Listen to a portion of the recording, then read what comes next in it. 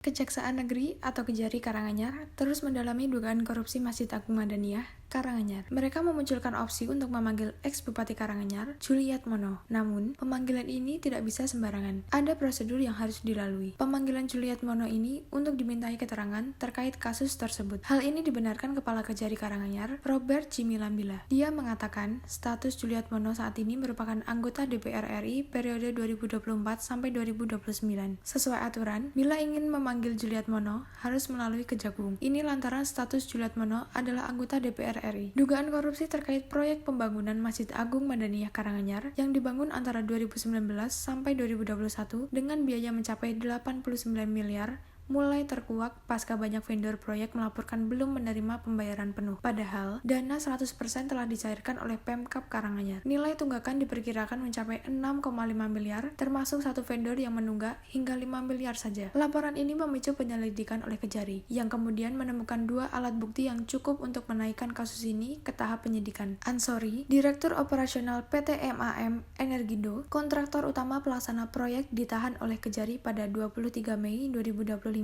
malam setelah diperiksa intensif. Begitu pula Alay Amri, mantan dirut PT MAM Energindo, selaku kontraktor proyek yang kini menjalani masa tahanan di rutan kelas 2B, Padang, Sumatera Barat. Tak lama kemudian, tersangka Tri Aris Cahyono, seorang investor sekaligus subkontraktor, serta Agus Hananto, selaku kepala cabang PT MAM Jateng DIY juga ditahan. Pada 7 Juli 2025, giliran Sunarto, sekretaris Dispermades, yang menjabat saat proyek berlangsung, ditetapkan sebagai tersangka. Ia diduga terlibat dalam praktik markup anggaran sebesar 89 miliar di proyek tersebut. Sunarto merupakan satu-satunya pejabat aktif dari Pemkab yang ditetapkan tersangka. Menurut Kejari Karanganyar, Robert Jimmy Lambila, dari hasil audit penyidikan awal, keuangan proyek ini telah menyebabkan kerugian negara mencapai sekitar 12 miliar. Penetapan 5 tersangka dilakukan berdasarkan pemeriksaan terhadap lebih dari 40 saksi, mulai vendor, pejabat PUPR, hingga manajemen kontraktor. Kejari juga telah melibatkan tenaga ahli independen untuk memeriksa kualitas proyek fisik dan mendalami aliran dana secara teknis.